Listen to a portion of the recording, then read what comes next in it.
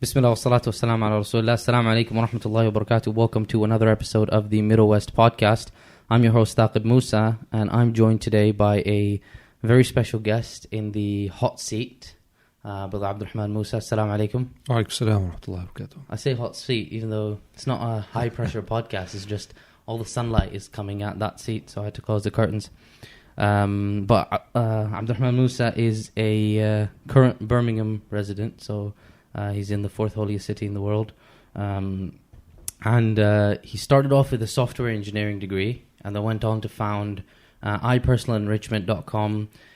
He's kind of known in speaking circles around the country for personal development, self-development, NLP, getting the most out of yourself, those types of kind of as an expert in that field. And as a kind of a long-time member / held various positions in MAB, Muslim Association of Britain, as well as various activist circles. We wanted to get you on, get a little bit of your background, and maybe talk a little bit about. We'll see where it takes us. But okay, sounds good. Sounds good. There's certain crises that happened recently on Muslim Twitter that I know you had interesting views on. So maybe we'll get to that. Right. So how did you? I think up until you were in Glasgow. I grew up in Glasgow, yeah. Yeah, and then you followed kind of a more traditional trajectory of going into software engineering. Electronic and software engineering. Okay. Only because I didn't know what else to do. Yeah, and to be honest with you, psychology always interested me, but in terms of like wanting to find out why people do what they do, how they motivate themselves, how to stop people, how to lead, how to manage, etc. But what was actually available in the literature of psychology was very limited. And then there was a whole Freudian and all of that mess that comes with that in the philosophy. That's quite antithesis to our thinking in Islam.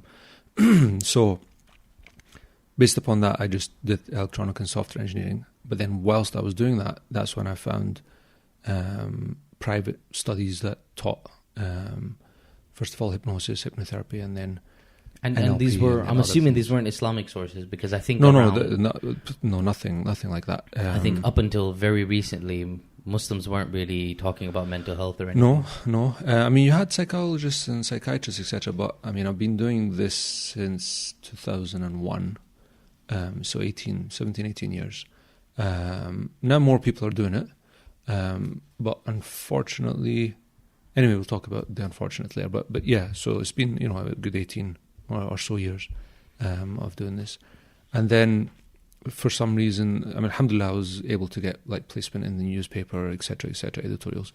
Then afterwards I started to get Muslim clients, and I had no idea why. Like, it just happened. I don't know, word of mouth or something. And that's when I decided to study Sharia, because I just felt uncomfortable. Okay, so you're in uni. This is like late 90s. I think I went 97, 98, something like that. Okay, and then Strathclyde University. So that's and you started the electronic software engineering degree, and then halfway through that you go kind of, this is not for me. And then with 1 year to go, I took a gap year out, and then started studying these other things, and then said to my dad, "Look, I'm not going back."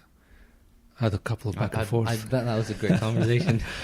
Yeah, a bit of back and forth. And the one thing that he says, really kind of allowed him to let go was I read a lot. So he thought, look, if he reads, then he's going to, he'll find his path, basically. He'll make his own way. So it wasn't kind of I don't know what I'm doing and just jump. No, it wasn't. I want to loaf for the rest of my life, kind of a thing. No, not at all. No, I don't like that at all. I can't loaf to save my life. Okay, and so you kind of make this big decision and this big change, and now you're studying. What exactly is it that you kind of, was it a formal structural program that you were studying, or no? So these are private courses that you do, and I started off with hypnosis and NLP, etc. But since then, anything that seems remotely interesting or useful, whether it's in anything to do with the mind, anything to do with the body, in terms of like its movement, its balance, anything to do with energy, which some people don't believe exists. You're a doctor. Maybe you don't. Anything to do with marketing? I'm an engineer. But oh, you're an engineer. Yeah. Oh, that's fine. I did electrical, so very similar to your background. Okay. Yeah. Good. But again, maybe I believe a different type of energy. Yeah. No, I'm not talking about magnetic. So this comes into like there's a lot of I guess a lot of people view this as a type of voodoo or something. And there's it gets a lot of negative press. I just finished a book called Educated, which is written by this Mormon who wasn't allowed to go to school and that kind of thing. And she made a big deal of talking about how kind of her mum used to treat people using energy and that kind of thing. So so you did these certifications, and then what exactly is it that is when you talk about like energy? Are you trying to use it to heal people or find positive? No. I mean, there's different things, but specifically with energy is to heal people. You could use it to harm people as well. It's like using electricity. You could use it for this. You could use it for that. But for me, my whole thing is, if there's something about human behavior that's unique and that's exotic, then I would like to be one of the first people to learn about it. And the reason for that is because there's always something you can do with it, or it's going to be done against you. I mean, a lot of people say manipulation is unethical. How are you learning about how to do this and that? Well, what if I told you could be manipulated without even knowing you were manipulated? Yeah. Well, a lot of advertising is effectively straight up. Right? Yeah. I mean, most of modern psychology came through direct marketing. I mean, marketing started, then psychology came afterwards. That's the timeline. So it was actually about how to make money from this, and then it was like, oh, maybe we can help people. But obviously, psychology and psychotherapy, etc., is more pathological. They're looking, a problem has to happen, and then you have to fix it. It's not. And the whole Western medicine's like that, whereas the more Eastern or the older medicines are more holistic. They're talking about, in Japan, for example, or in China, you go to a doctor to stay healthy. You don't go to a doctor once you're ill. It's a different thing. And that's the thing of, prevention better than cure, that kind of thing. Yeah. And it's holistic. So one of the things I mean, people ask me questions because they don't quite seem to understand the difference between not being specialized and between aiming to be a polymath or aiming to have as much under your belt. So, one of the things that people say is, know a little bit about everything. That's cool. But what I would say is go further than that and be really good at least 3 or 4 things.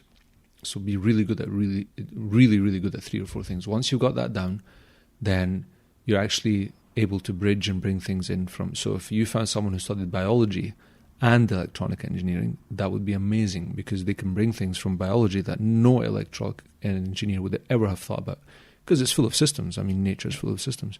And the opposite is true, where, they could bring something from electronics into biology.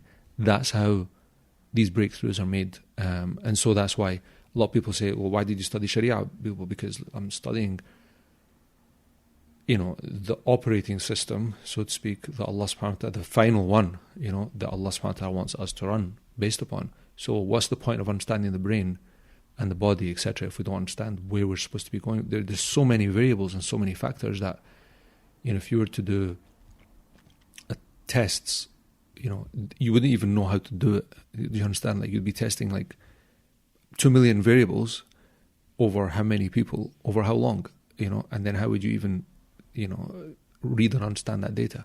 So you don't have to do that. Allah subhanahu wa ta'ala has sent you the thing.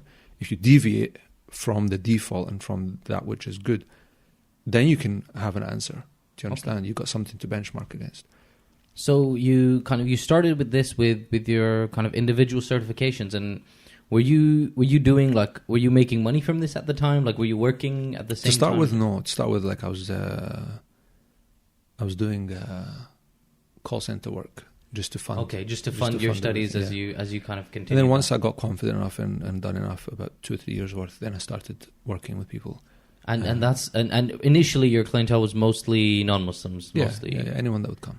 Okay, and then you go down that, and I think it was I was reading one of your pages and kind of prep for this, and one of the things you mentioned was that there was a lot of controversy around it. So a lot of people would say, like, you need to be guided, or you need to have Sharia behind this, and kind of you're going into uncharted territory that you're going where no Muslim has gone before. Yeah, well, in many respects, yes, but also no. I think the Ummah has become very blinkered, most definitely. Like most of life, actually. Most of the people in this world are very blinkered, very specialised in one thing. They don't see anything else. You get an accountant comes back home and he expects his wife and his children to fit into the columns of his spreadsheet. So that's just the norm. But with us, we due to the whole colonialist power, we were just as they cut our countries up and split them up. They also did that with our psychology and with our culture, with our history, etc. So you find someone says, "Oh, that's haram," and they have no idea what they're talking about because hypnosis is haram. Hypnosis is haram, and it doesn't exist. How can something that doesn't exist be haram? Khalas, it doesn't exist. Then you don't waste your time with me. It doesn't exist. Can't not exist and be haram at the same time. But they'll say, "Oh, hypnosis is losing control of the mind, or it's like being under a drug, etc." It's like being intoxicated. Being intoxicated, right? So, but that's because they haven't bridged between two fields. They don't understand. Actually, hypnosis is closer to sleep, and even then, you don't fall asleep as such. So, and people come to be hypnotized to gain control. They've already not got control, and you're giving them control thereafter. And it's just communication and influence. So, unless you know what it is that you're actually, because in Usul Fiqh, the fuqaha will say that, your ruling about a thing comes from your conceptualization of that thing. Yeah. Right. So your tasawwur, your how you perceive and how you define a thing, then someone could look at a TV and say, "Oh, it's got jinn in there, it's haram," right? Someone else can say, "No, that's not what it is at all. It's a whole different ballgame." So based upon what you think something is, you're going to give your ruling upon it. And if the scholars don't understand, or if the scholars talking about hypnosis are people who've never done hypnosis or understood it or studied psychology, then they're going to they're going to give a completely different. They won't know what they're saying. I mean, one of my teachers, and this guy's a genius, like a proper genius. I mean, his PhD in Usul is unmatched almost. He did the work of like 4 or 5 people in one go, and he studied the whole 6th generation. Basically, when Usul became its peak and its best, and he came to me and said, "Look, I need you to help me with the maths of a inheritance issue."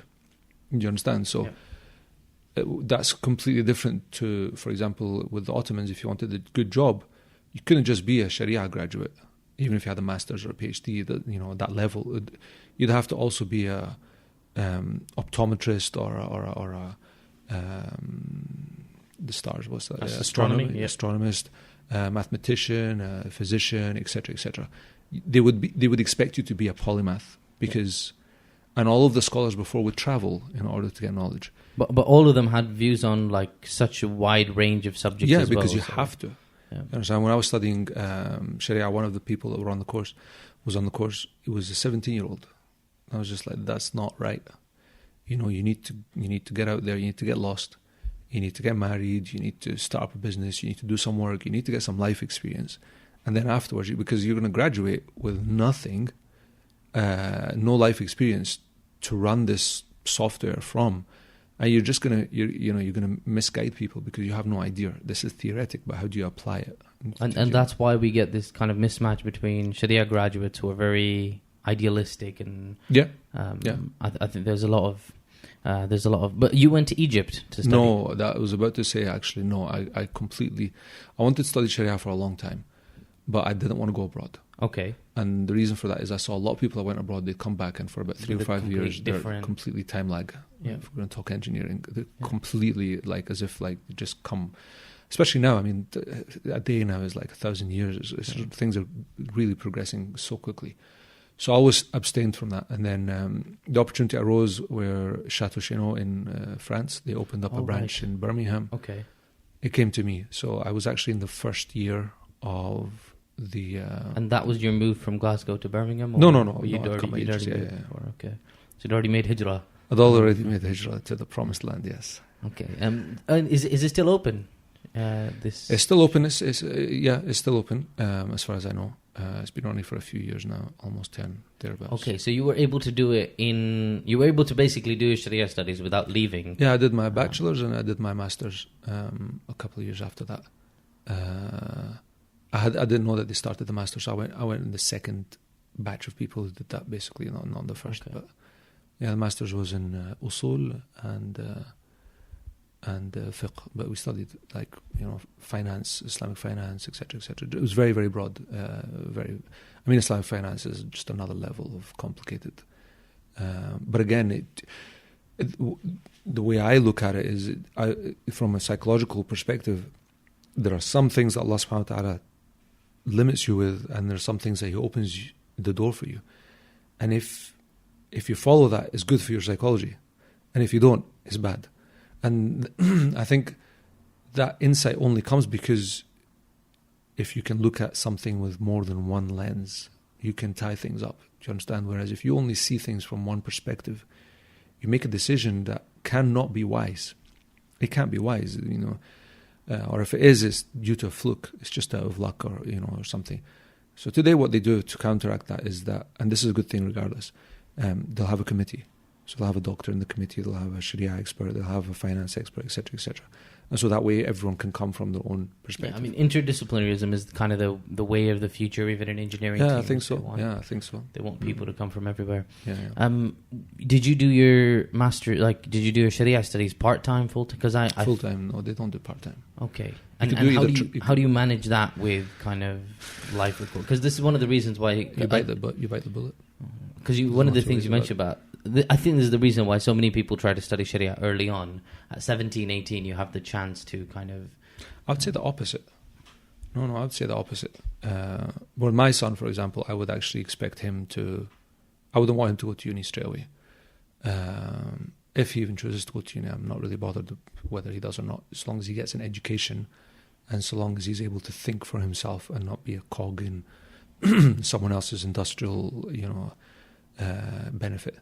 So I don't care about that. But regardless, what I'm saying is that I would say go work, travel, get to taste life and see perspectives of from many people in different flavors and different colors, etc.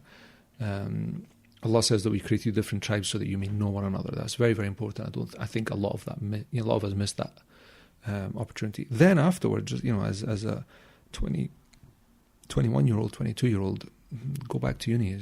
You're probably going to go sharper, probably going to be able to concentrate more. You're going to be able to know what you really want. And all the parents out there, I'm a parent as well, but I know all the parents out there listening to this thinking, oh my gosh, what's he saying? Everyone's having a heart attack because I think it's that very... And I don't know if this is more so in the Muslim community than other communities. It's in them all, by the way. Yeah. It's in them all. That you have a very kind of rigid structure. So you finish high school, you go straight to uni. But the thing is, the world is changing now. The world is... how many people graduate and they don't have a job? Yeah. And how many people graduate and go into a completely different discipline and then need a second or a conversion degree or anything like that? It's just too many. And now, with the industrialization of knowledge, you see, before knowledge was sought for itself, education was sought out for itself. So if you wanted to go to Oxford and Cambridge, you went because you wanted to learn, and that was it. End of story. You didn't go to get a job. You would get the job afterwards as a thing, but that was it. And then industry came along. So originally, the customer for knowledge was knowledge itself. It was a prestige thing. But is it? And again, this is my impression of it, but it could be wrong. Is that knowledge was the realm of the rich? Yeah. Because this is in the West. Yeah, but in the East and the West, knowledge was something that you sought for itself. Yeah, but then what happened was, as the Industrial Revolution came along, etc., now the companies wanted people to learn a particular set of things. So now the customer was not like knowledge wasn't for itself. Knowledge was for industry. And so now knowledge had to be branded, packaged, and constructed for the purpose, not of itself, but for the purpose of industry. Now, because the world is changing, and because companies don't particularly want people that are boxed in and, cogs, because everything's changing so quickly. So now who's the customer? The customer is the actual person that's coming themselves, which means now that knowledge can be diluted. Because if it's too much, people aren't going to come. You mean the person that's coming is the student is the customer now? Is the customer, right? Because they have to package it and sell it. Before, industry was the customer, and before that, there was no customer. Knowledge was just something sought for itself. Okay. So if you're coming to me as a client, I'm going to make sure that I'm going to make it as easy as possible for you. Get rid of all the resistance, get rid of all the difficulty, so that you can buy the product. If that product is knowledge, then instead of me giving it to you in its pure form, that's difficult. I'm going to dumb it down. I'm going to ease it, and that's what we're seeing now. And so you've some ridiculous degrees out there, David Beckham studies or whatever else. But then also, if you compare someone that studied electronics 20 years ago to now, it's not the same curriculum. It's just not. Same thing with maths. Pure mathematics now compared to back then, it's not the same. GCSEs or O levels before and now, it's not the same thing. I mean, back then in school you were doing what they're doing now at university because it's being dumbed down to serve, first of all, industry, and then secondly to serve the person coming, which is a conflict of interest from the perspective of knowledge. So what do we do in this situation? Because we're still in a situation where, and I agree with you that universities market themselves as, people with a degree on average make however many, whatever much percent more, yeah. But as you said, the education level is dropping. So how do we kind of compensate for that ourselves? Look, is every individual remembers what knowledge is for. And from an Islamic perspective, knowledge is something to be attained for itself. Knowledge is to be attained for itself because knowledge makes you it gives you the potential to be more powerful. Knowledge is not power in and of itself. The application of knowledge is power, which is a lot of people misunderstand. But so that's how we do it, which is why I would prefer my son didn't go to university, but learned much more than he ever would at university than to go to. Do you understand? And you mean powerful in the sense that they can cause more benefit to humanity? And no, we don't need to left wing the word power. Power, whatever power is, power cannot be shared, and if it's shared, it's not power. People of power can cooperate, that's fine, but power cannot be shared. In my opinion, it cannot be shared. If it's shared, it's not power. You just can't find it. In the animal kingdom, it's not like that. Throughout history, it's not like that. Either you have power or you don't, or you have some power, but you don't take power and share it. It just doesn't work. Which is why when you find, for example, we're going to have a power sharing structure in this country or that country, it's basically the West's way of saying we don't want you to have power. We want you to fight with each other and go around in circles, and that's that. That's very interesting implications for politics and that kind of thing. So yeah. I don't know if I'm being too blunt and simplistic about it, but you're basically advocating dictatorship. No, I'm not advocating dictatorship. But is it possible not to have dictatorship? Well, I would argue, a lot of people would argue that I know Asad would be very angry with me saying he's the other host who's our socialist on the bench.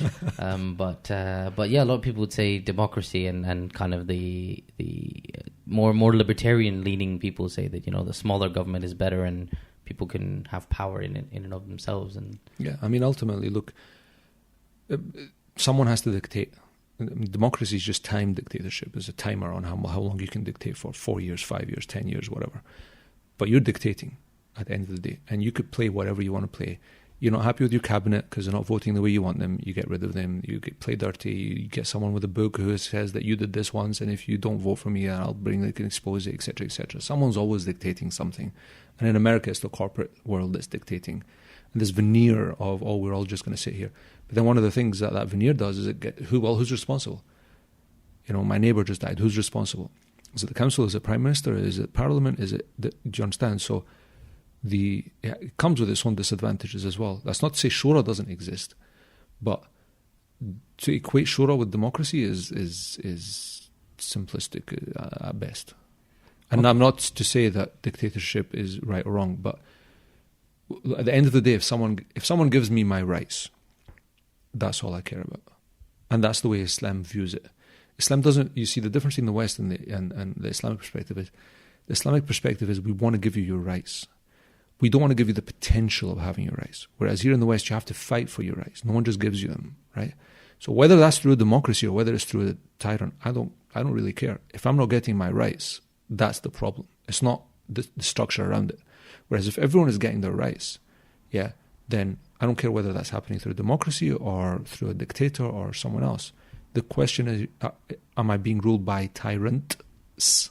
Whether that's a plural or singular or not.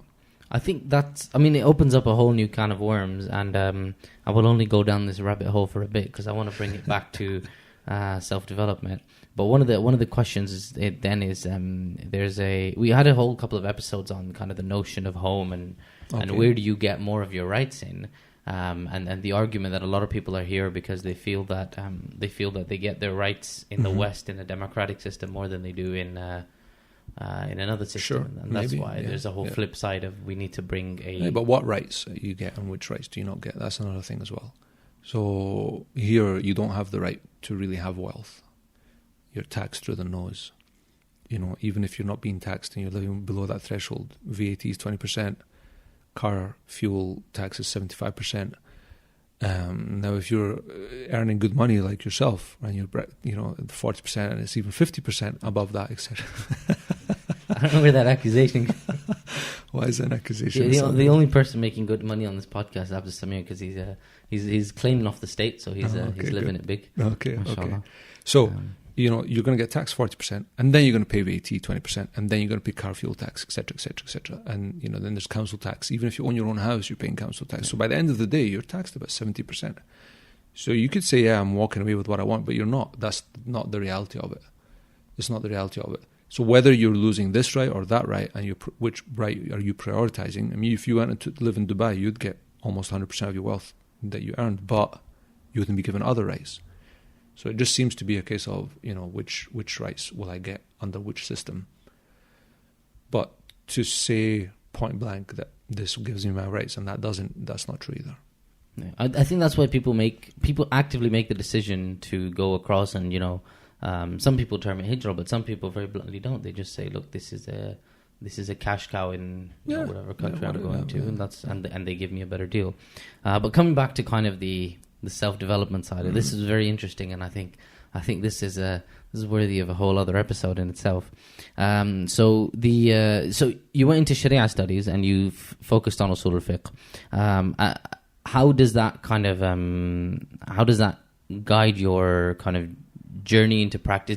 Are certain things that you... So where do you draw the line in terms of your practice of hypnosis and psychology and things like that? Is there a... Because there, we can... What do you mean by draw the line? So hypnosis comes into it gets a bad rep. And I guess one of the things would be... Everything gets a bad rep. Sharia's got a bad rep. To get an explanation from you of what exactly that involves. So from what I'm aware of, it's to get... Government has a bad rep. Yeah. It's not got a bad rep. It just depends who's talking. Who's talking. Because a lot of people, when they talk about hypnosis, the only thing they think of is like jinn and possession, and that's it. Yeah, but jinn has got nothing to do with hypnosis, and that's what I'm saying. If you don't know what you're talking about, yeah. Because my understanding of it is that if people have fears that they haven't worked through, hypnosis is an excellent and powerful way to kind of get them to overcome that and not limit themselves. Yes and no. It depends. Look, hypnosis is just a tool. It depends who's wielding it. And it depends. There's many factors. There's no magic bullet, which is why I understood the limits of hypnosis and how it's done. And there's different schools of hypnosis as well. Some are quite authoritarian.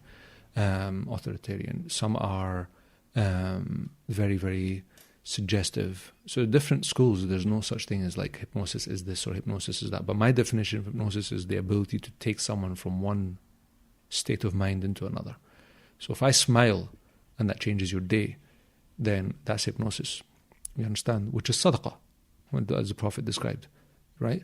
Whereas if I tell you a lie and say to you that if you don't leave the West, then you're going to go to hell, and then that makes you go somewhere, I've just hypnotized you into doing something that you wouldn't have done had I not told you that.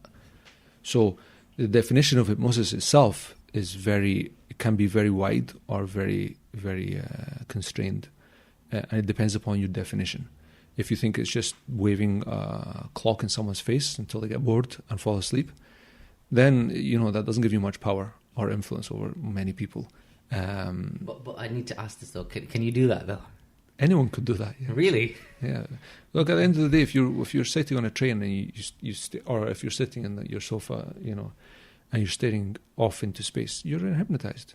And then it opens the question of self-hypnosis. Okay, so if hypnosis is haram because someone else is controlling you, what are you going to say about self-hypnosis? So then now the very factor, the illah, they're claiming that you're losing control. Okay, what about self-hypnosis? So self-hypnosis is halal, but normal hypnosis isn't. So therefore it's not hypnosis that's haram, it's who's doing it that's haram. possibly, right? But then if you go to a Freudian psychologist and he gives you information and a slant on things that is very un-Islamic, is that halal because it's not hypnosis, or is it actually hypnosis, or is it haram because of a different reason, or is it halal? Do you understand? These are discussions that have to be made that are outside most people's areas of experience. I think most people will struggle to. I mean, the way you've defined hypnosis there is kind of I would say maybe a bared down version of like a very to the bone definition. Very practical. Anything. And that's the thing, because as someone who studied engineering, maths, etc., I'm not interested in the theoretical pie in the sky ivory tower definition of something. I mean, someone else could say it is the unification of different points of attention. What the hell does that mean? Yeah, what do I do with that? Right. So we need a way to take that definition and say, how do I make that practical and usable? And that's what it's about. So how does a typical session, like what sort of clients do you work with? You said in the start at some point that you're very surprised that a lot of Muslims started coming to you and started finding you. Surprised not because they're Muslims, but because I wasn't. Because at the time they started, all the non-Muslims stopped coming. Okay. So I went from 99%, 99-1 ratio to almost 85-15. So for no reason. So white flight happened, basically. So white flight happened, yeah, basically. But I don't know why. It wasn't like I moved into a different area. It was the same place, same everything. And what do you kind of who do you typically work with? Is it people? Well, I don't work with cases that are very straightforward. And it started like that from the very beginning. I was like, look, if someone else can do smoking cessation, go there. I don't need the money or the waste of time or anything like that. If someone else, you want to lose weight and there's someone over there that can help you, go to them. So I dealt with people who either they'd been to at least 3 therapists before me, or they'd had the problem for at least 10 years. And then what I started to find is that the worst of cases, the most severe and difficult of cases, usually had something in common, which they'd been through some form of child abuse, mental, physical, or the full, sexual. And that's when I decided, okay, well, instead of just saying, okay, do you have agoraphobia, or do you have severe anxiety, or do you have OCD, or blah, blah, blah, just go and say, right, have you suffered from child abuse?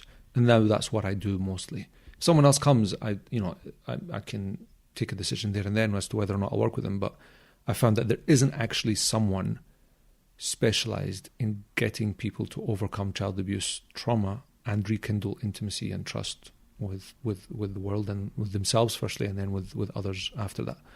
So you will get trauma specialists, but again, it's from a very pathological perspective. So they'll spend 5, 6, 7, 15 years trying to understand or getting you to understand your problem. But understanding the problem doesn't help you solve it. And in fact, it actually makes it worse, because the more you focus on something, the more you entrench it within your neurology. So for example, when you get a new car, all of a sudden you see everyone else driving the same car. It's not because everyone else is following thaqab and you're the trendsetter. It's just simply because your mind now focuses on that one thing that it focuses on. So you see a Passat everywhere you go. Right. Okay. Yeah. And you'll see that particular model more than the previous models, etc. And you're nodding with a smile. So this is happening. As soon as or even when you're thinking about it, just before it happens, all of a sudden, oh look, everyone else. It's not such a bad decision. Everyone has to have a Dacia, right? So that's how the mind works, which is why gratitude is very important. If you thank me, then I will give you more. Because just and this isn't the main reason, but it's like, I understand it from this perspective. When you're grateful for what's happening to you, you're going to look at other things that are good, and then that makes you more resourceful, right? That's not secularizing the ayah. That's just saying this is one of the mechanisms that Allah, who created us, and is telling us through this verse. It would make sense with this understanding as well. It's not to say Allah doesn't exist and some wise man made this thing and is metaphorical for what really happens. No, I'm saying Allah exists, and there is also a practical definition, because He created sabab, He created cause and effect. And what does people who are coming to you have very serious issues, and I know there's a whole kind of, do you work with people who've been to like the NHS before and tried to seek? Yeah, good luck with them. that. Yeah, the NHS is the thing. Someone who has a very, very severe case. The issue with that is that they need very tailored, one-on-one help or facilitation. So you don't get that on the NHS because you're working with someone who's everything now is all about liability. Okay. Firstly, so it's all box ticking, right? Can I be blamed? Standardized checklist. Right. Can I be blamed if this doesn't work? Not will I be blamed if it doesn't work? It's can I be blamed if it doesn't work? Or even if it does work.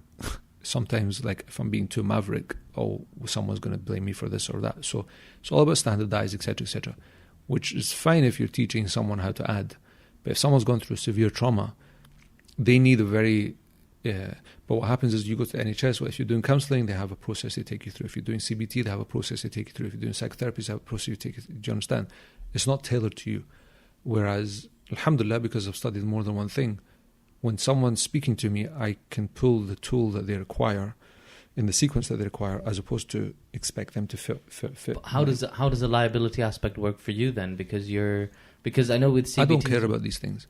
At the end of the day, if someone's coming to me for help, then I'm not going to do anything that's illegal, but I'm not going to cower away from the fact that they're coming. One of the things they say in counselling as like kind of rule number one is don't give advice, and which is rubbish.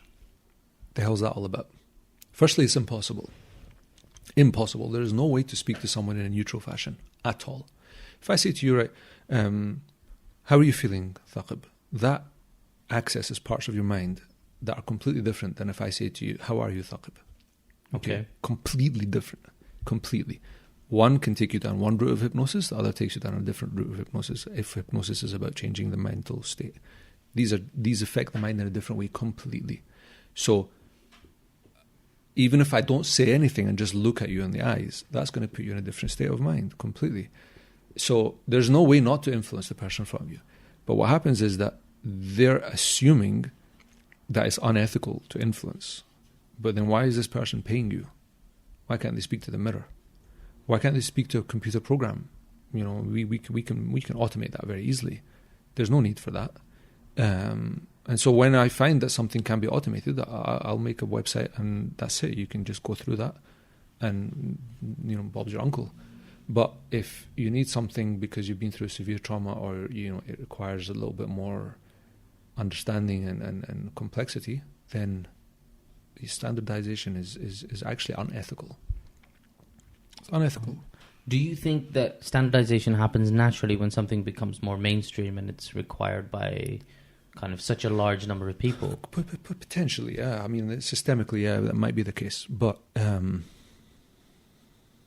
it's also whenever a governing body comes into place. So, we have the governing body of hypnosis, right? For example, if that comes, there's about 5 or 6. Yeah. You can't really standardize that. The governing body of communication. You can't really standardize that. But when you have a body, when you have an institution or an organization, that now becomes an entity in and of itself, which means that it needs to exist. It needs to influence. It needs to exert control. It needs to be liked. It needs to, survive within the ecosystem. So now it comes up with stuff and it starts making things bureaucratic for its own existence. There'd be no point of having an organization if it didn't exert control. So that's part of it. That's part of it. Someone wants a bit of control. It's a race to whoever sets the organization up in the first place. Then someone else comes along and they try and standardize things. And basically it's just like with politics. You're trying to take away the gun from someone else so you can have it. The aim is noble in that they want to give consumer protection, which I think in a hypnosis industry where you're working with vulnerable people already. Fine, yeah. There's a big fear. The thing is, there's a difference between, don't touch your client in an inappropriate way, and between take them through a process that you can't get out of. I mean, as an engineer, if I tied you down to that, I said you have to go through this, then this, then this, then this, then this, and it doesn't matter what happens thereafter. Google comes along and says we want something new in it. No, sorry, we're tied to this process. Well, what's going to happen? I think that's one of the problems with a lot of big corporates now, Right. And which is why they struggle to innovate and they become Right. kind of Which is why companies like Google and Amazon and Apple, etc., they structure against it. Yeah. Right. They don't structure for it because they know that that's the way it's supposed to be, but they Everything's structure stagnant. against it. Yeah. Right. It's stacked to be that way, so they structure against it, and that's very wise. And that's something that's happened, maybe from studying biology, from studying other things where, okay, well, how does something grow without falling and without decomposing after a while? So yeah. So what does so when you do a session in your what exactly does it look like on a day-to-day? So someone comes to you. No, mostly it's over the phone. Okay. Or Skype. I've got international people that I work with as well. So it's just a case of what's the problem, and then trying to understand how they're doing it. So what's happening in their brain and in their physiology to create those results. Once I get that, then it's a case of just changing it, which isn't too hard. And then it's a case of programming something else new. That's the overview. Not really a step, but more of a direction. That's a very software engineer way of explaining it. The thing about psychology is when people from electronics and software engineering came into it, it really upped the game. And that's why I was very eager to start with this whole conversation, saying we need to be polymaths. Yeah. Well, I guess it's very interesting that you did your degree at the age of 18, probably, well, I would assume not knowing at all which direction you were going to go in. Yeah. And yet it turned out to be such a very valuable part of your education going forward. That you Sure. did. And now when I speak to if I do consultancy, and I speak to a company that does technology or something else, I'll bring other elements outside of their horizon, beyond their horizon, because there are other things from the softer human sciences sides, whether it's from Sharia, for example. I say, no, have you thought about doing this? And it literally has come from, for example, hudud, right?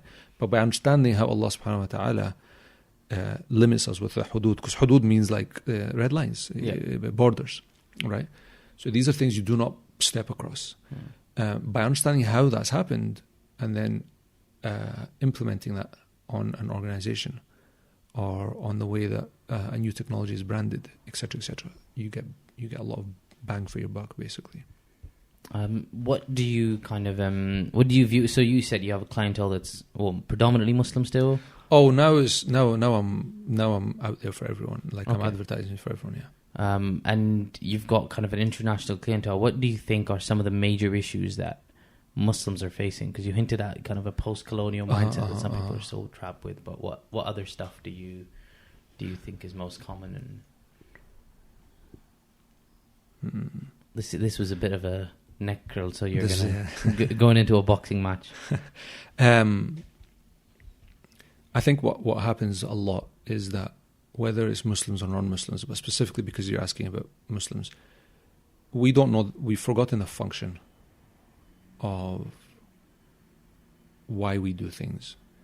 We are more interested in the latest.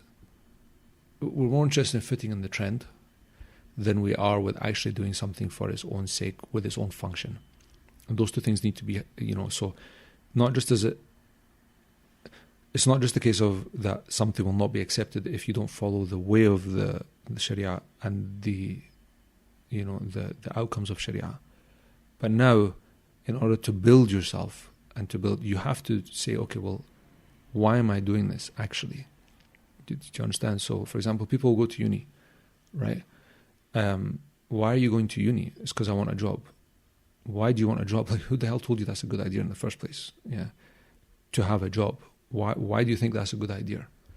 People don't think. It's not to say it's a bad idea, but I'm just asking, why do you think that's a good idea? So, but the ultimate thing is that if ultimately you want to have a comfortable life and live and have money. Okay, fine. So now you want a comfortable life, exactly. Yeah. Right. But once you realize that's your function, that's where you're going towards, you can now backstep and say, well, no, actually, I'll do it this way or I'll do it that way. But if you don't realize that and you think that going to uni is the goal, as opposed to the means or the mechanism to attain the goal, then that's it, you're done. And so it's the same thing here with regards to Muslims, is that we, I need to get married.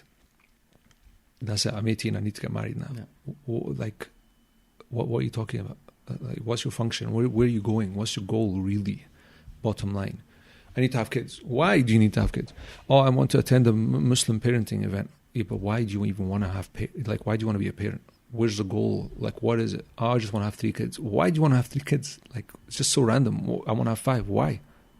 I want my kids to go to a grammar school or a private school or whatever. Why?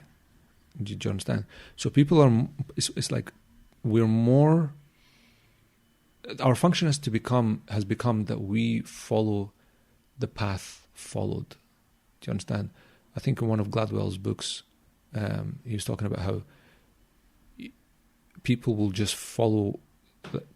You just give people, you build 2 buildings and let them travel how they wish, and then they'll walk through it, and suddenly there'll be a path that's through the grass. The grass will start to, and then everyone will follow that, and then everyone will follow. And that's what the function of most people is these days. Is they want to follow the path. They're not thinking, where am I going?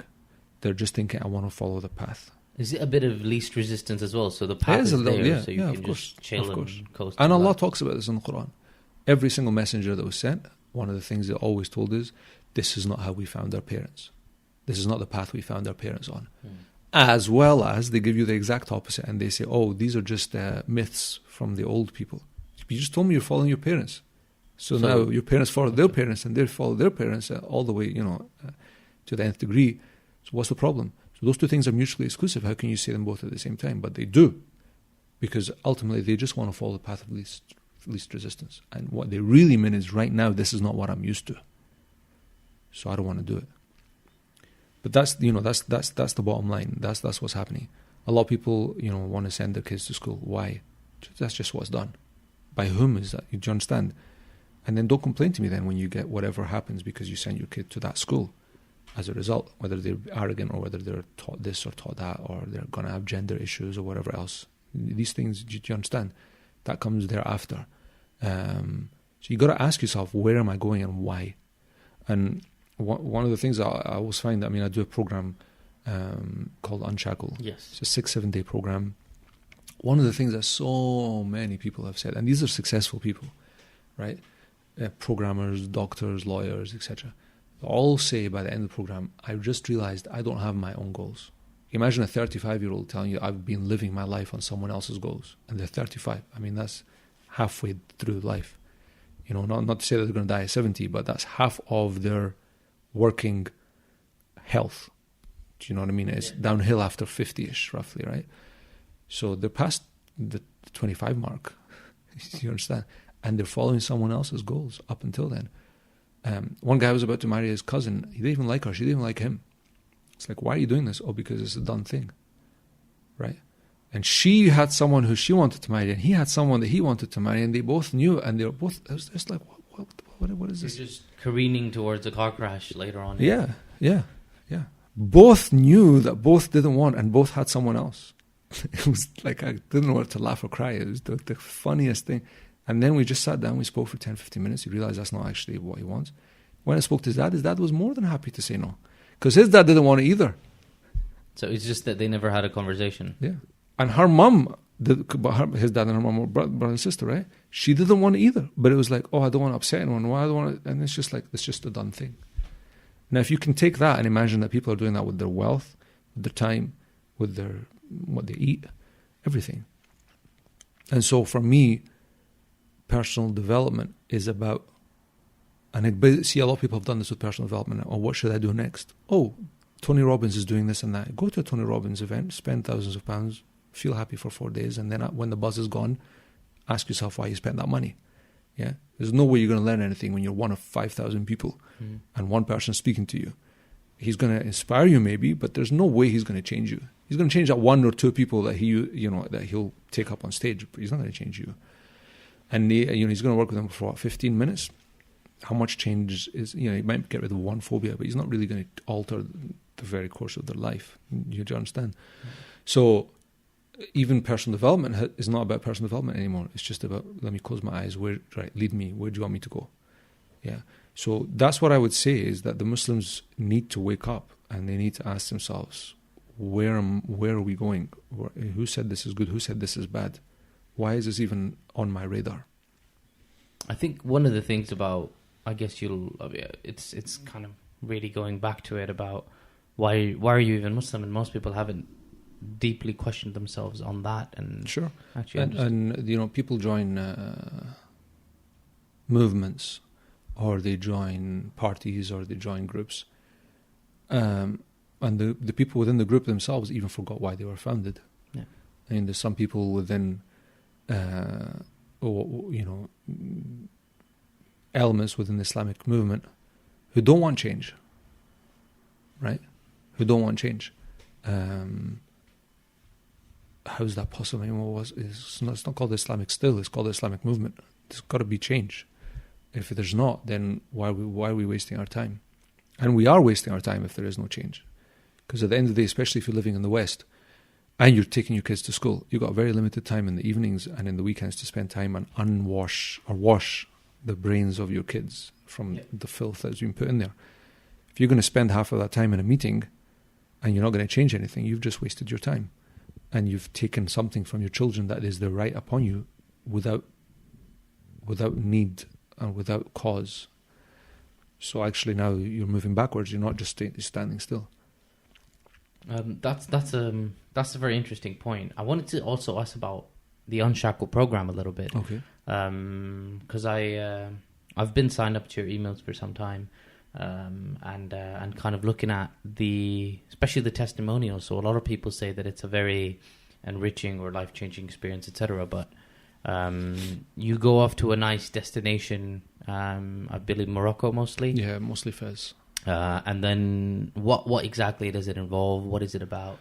So I have learning objectives. So I want people to learn how their brain works, how to influence others, how to overcome phobias, how to change the way you feel, etc., etc.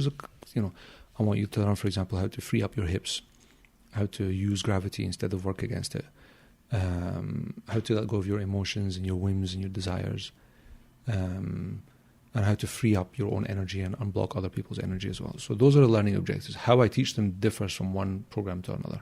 No two Unshackles are ever the same, because if I get 7 people in front of me with different life experiences, I have to use their life experiences to mold them. So it's different. The stories I tell, the experiences, the exercises, everything's different. But basically, it's about unshackling them, removing that cap, and then secondly, teaching them the fundamentals of how to influence others. And then what sort of outcomes do you get out of it? So is it that these people move ahead in work or whatever they want? Some people change career. Some people stop marrying the woman they don't want to marry and marry the one that they do. Others become much better parents. One woman came, she was spending 4 hours a night trying to put her kids to sleep. Wow.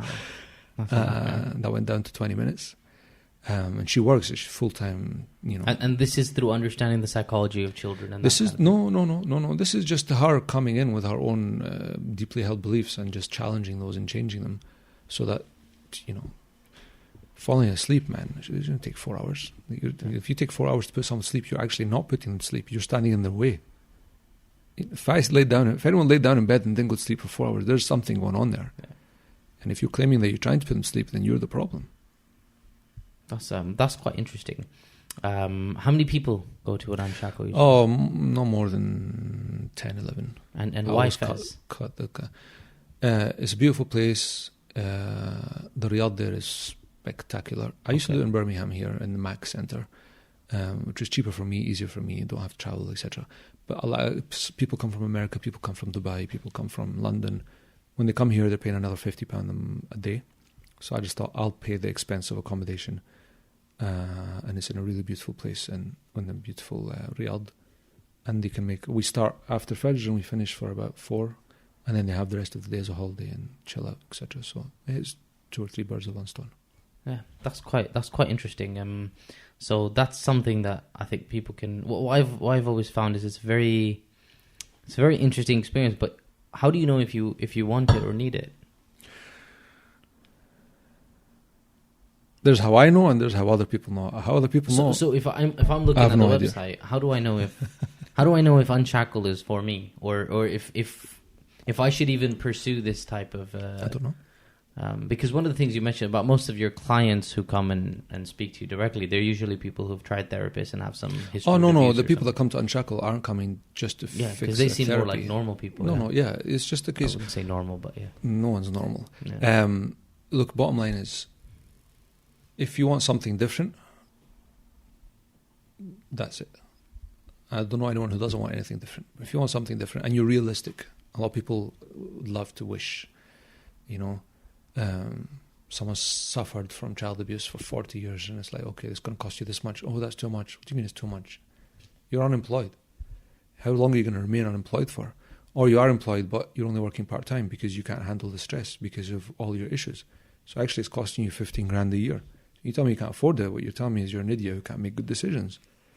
It's not about that. So if you're going to be realistic and you want to change, then whatever path you follow, even if you make a mistake, but you're going to learn from that mistake, there's nothing you can do that's, failure is only when you stop trying, right? But would I say the 2 years that I spent in electronic software engineering were a failure? No, because I didn't stop trying. There's knowledge that I learned and I applied it. And actually, I left engineering because I didn't. If I had completed the degree, I would have been expected to do 1 year, right? And then I get comfortable, and then it'd just be hard. So you need to stay hungry from one perspective. That's why I did that. So it's I read something interesting about Steve Jobs. He would keep the room empty, and the reason why he would do that is so that his mind would be starved of distraction. As in the room he worked in, or yeah, his whole house. He would keep it empty. Yeah, he only had a mattress. Right, and he would keep he had a mansion, like and he had furniture in one room. Exactly. You keep it empty because you want to starve your mind because you know that your mind has a limited amount of focus. So that's a very, very extreme example, but it's very powerful. I saw a picture of the Saudi king going to Japan, sitting in a huge room with just 2 chairs in it. Yeah, that's very beautiful. As opposed to you go to Saudi, the curtains are gold. Yeah. And it's very, I guess it's normal in our culture to have very over the top. Fit things in wherever you can do. Yeah. But the thing is, look, you will fit things in, but it just depends about what things. So you got to decide and you got to strategize, what will I keep empty and what will I keep full? And that's the thing. And when I went to Istanbul the very first time, the buildings are magnificent, the mosques are magnificent, but something kept resounding in my mind, which was they really invested in those mosques, but they didn't invest in the people that would go to the mosque. Yeah. And that's the exact opposite of what the Prophet did. The Prophet's mosque is the exact opposite of that. It's very, very, very simple. Because the more you invest on the outside, the less you invest on the inside. Because you can't do both. Yeah. You can't do both. And that's the bottom line. So for me, if you're asking me, how do I know? I go to programs that cost 9, 10, 15,000 pounds. That's not to say I have 15,000 pounds lying around spare cash. I'll call people up and say, can I borrow this? Can I borrow that? But for me, the question is, if that just gives me an edge, I'll make that money back. It's no problem. Do you know what I mean? Or I'll work to pay it back or whatever. But I'm not that interested in the other things. Do you understand? It's about what you focus on, what you keep empty and what you keep full. Yeah, I think that makes a lot of sense. Point on minimalism is if I knew that before I bought this expensive dining table, I would have saved a fortune. Although, of course, it has a practical purpose. But anyways, this has been very interesting. Your website is ipersonalenrichment.com. Yes. And you're on LinkedIn, Facebook, Twitter. Yeah, all that stuff, yeah. Okay, so people can reach out to Abdel Rahman Mussa on that. We'll put a link to the website in the show notes as well. You can catch our podcast, the Middle West Podcast, on iTunes, Google Podcasts, Spotify, or wherever you listen to your podcasts, and on YouTube as well. And we'll see you in another couple of weeks. Well, we'll interact with you through an audio platform that is not visual in another 2 weeks, inshallah. But Jazakallah khair for coming. Really appreciate it. Thank you very much to the listeners. Give us a 5 out of 5 star if you like us. If you don't like us, don't give us a rating yet. Wait till you do. Assalamu alaikum wa rahmatullahi wa barakatuh.